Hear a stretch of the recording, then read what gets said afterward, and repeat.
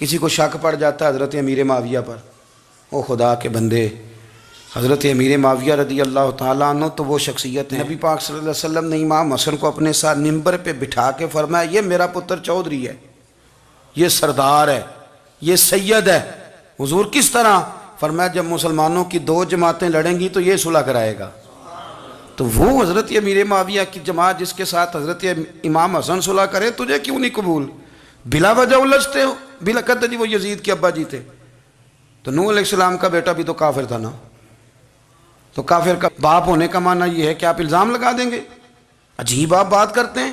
قیامت میں کوئی کسی کا بوجھ، قرآن نے فیصلہ کر دیا ہے، کوئی کسی کا بوجھ، یزید اپنے معاملات کی جواب دے گا، اس کے گھر والے اس کی باتوں کا جواب۔ اور جو یہ کہتے ہیں نا کہ ان کے والد معاذ اللہ ٹھیک نہیں تھے، وہ یہ بھی لکھتے ہیں کہ یزید کا پتر بڑا ٹھیک تھا۔ یزید کے بیٹا ہے جس کا نام معاویہ بن یزید ہے، یزید کے بعد لوگوں نے تخت پہ بٹھایا، 40 دن اس نے حکومت کی، اور لوگوں سے کہنے لگا کہ نہ میں اس کرسی کے قابل ہوں، نہ میرا باپ قابل تھا۔ یزید کا پتر فرمایا نہ میں اس قابل ہوں، نہ میرا ابا قابل تھا، میں اس کرسی پہ کیسے بیٹھوں جس کے پایوں میں محبوب کی اولاد کا خون ہو؟ تلاش کر لو کوئی اپنا امیر، 40 دن کے اندر بندہ تلاش کر لو، میں اس قابل نہیں۔ تم یہ تو لکھتے ہو اس کے بیٹے کے بارے میں، یہ کیوں نہیں مانتے کہ حضرت امیر معاویہ کے ساتھ امام حسن نے صلح کی؟ آپ بات کو سمجھیں۔ اور کچھ اتنے بیوقوف ہیں، اتنے نادان ہیں، ان کو کوئی اور بات نہیں ملتی تو کہتے ہیں امام حسین کو آنا نہیں چاہیے تھا، حکومت بن گئی تھی، یزید بیٹھ گیا تھا، معاذ اللہ۔ پتہ ہے حضرت عبداللہ بن زبیر کیا فرماتے تھے؟ فرماتے تھے ہم تو یزید کے خلاف اس وقت نکلے کہ ہمیں یقین ہو، یہ اس بندے کی بات بتا رہا ہوں جسے گٹی میرے نبی پاک نے لواب دہن سے عطا فرمائی، لواب دہن سے گٹی دی رسول کریم۔ حضرت ابوبکر صدیق کے سے حضرت زبیر بن عوام جو حضور کی پھپھی کے بیٹے ہیں، ان کے بیٹے حضرت عبداللہ بن زبیر کہتے ہیں ہم تو یزید کے خلاف اس وقت نکلے کہ ہمیں ڈر تھا اگر اب بھی نہ نکلے تو آسمان سے پتھر برسیں گے، کہیں ہمیں سزا نہ ملے، اتنا بڑا مجرم، اور تم کہتے ہو امام حسین کو نکلنا نہیں چاہیے۔ تو خرابی ہوتی ہے میرے عزیز، خرابی ہوتی۔ آپ کو پتہ ہے میں ان مسائل پر کم بات کرتا ہوں لیکن ضروری بڑا سمجھتا ہوں، میں سمجھتا ہوں یہ ضروری چیزیں۔ مہربانی فرمائیں کسی جگہ بھی کسی ایک کے بارے میں بھی اپنے عقیدے میں کبھی کوئی کمزوری پیدا، کبھی نہ کوئی کمزوری پیدا، اتنی سی بھی بات کسی کی سننا، کسی کی کرنا، ڈسکس، ہمارا منصب ہی نہیں۔ اور کچھ اور بیوقوف ہیں۔ میں یونیورسٹی میں تھا چند دن پہلے، تو لیکچر کے بعد ایک دوست مجھے کہنے لگے کہ مولوی ایک دوسرے کے پیچھے نماز نہیں پڑھتے۔ میں نے اس کو کچھ پیار کی دلیلیں بھی دی، محبت کی، اس کو کہتے ہیں الزامی جواب ہمارے اصول تفسیر میں۔ میں نے اسے کہا کہ ایک ڈاکٹر سے دوائی لے لیں، دوسرے کے پاس جائیں تو کہتا ہے اسے تو پتہ ہی کون نہیں، تم غلط آدمی کے پاس چلے گئے، تو اس سے آپ کو ٹینشن نہیں ہوتی؟ یہ روز سیاستدان دھما چوکڑی مچا رہے ہوتے ہیں کہ فلانا چور ہے، فلانا چور ہے، تو اس سے نہیں ٹینشن، مولویوں کی ٹینشن ہے تمہیں۔ کہنے لگا جی نہیں، کیوں نہیں نماز پڑھتے؟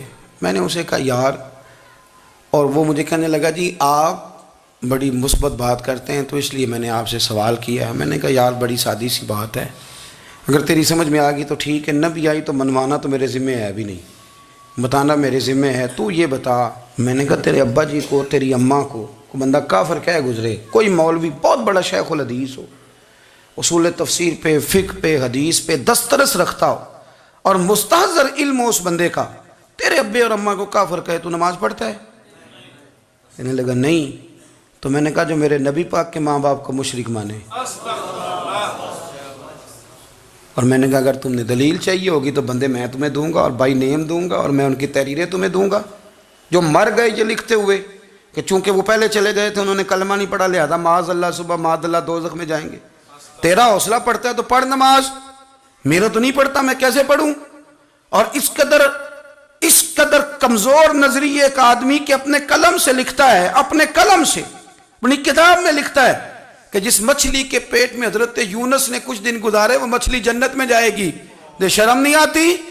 جس مچھلی کے پیٹ میں یونس چند دن رہے وہ جنت میں جائے گی، اور جس ماں کے پیٹ میں مدینے والے رسول 9 مہینے رہے، یہ حیا نہیں آتی تجھے بات کرتے؟ پھر بھی سمجھ نہ آئے تو ہم سے آ کے عقیدہ سن، ہو درود تجھ پہ بھی آمنہ، ہو درود تجھ پہ بھی، تیرے لال پر بھی سلام ہو، تیری گود کتنی عظیم ہے، تیری گود کتنی یار آپ مجھے دلیل دینا، میں آپ ہماری ساڑی تے باٹی کون نہیں تے سانجی کدے نال ہونی ہے، ہمارا کسی سے ذاتی رٹا ہی کوئی نہیں، آپ بات کو سمجھیں، لیکن تجھے کوئی اور چیز لکھنے کو ملی کوئی نہیں، تو نے قلم اٹھایا اور تو تکلیف دیتا ہے نبی پاک کو، تو وصیت والدین کو معاذ اللہ یہ لفظ کہہ کے گزر جاتا ہے۔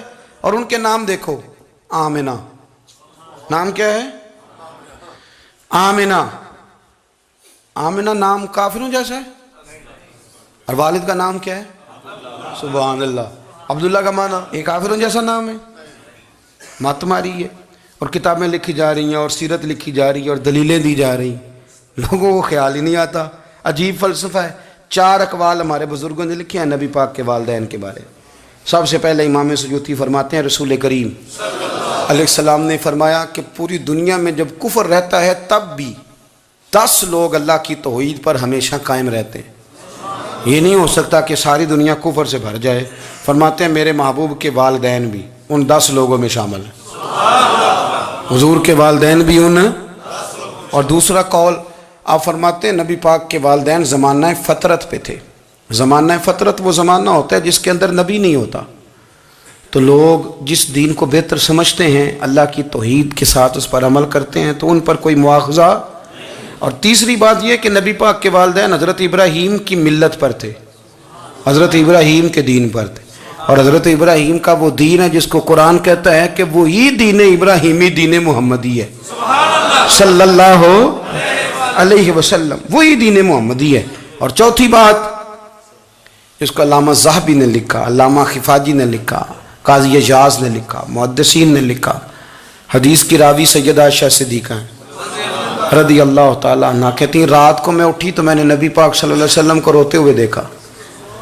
یا رسول اللہ کیا ہوا؟ فرمایا میں نے رب کریم کی بارگاہ میں عرض کی تھی یا اللہ میرے ماں باپ کو زندہ کر دے تاکہ وہ میرا کلمہ پڑھ لیں، ہیں تو وہ پہلے بھی دین فطرت پر انہیں کنتم خیر امت ان کا اعزاز بھی نصیب ہو جائے تو حضور فرمانے لگے اللہ نے انہیں زندہ کیا ہے، وہ میرا کلمہ پڑھ کے دوبارہ قبروں میں گئے ہیں۔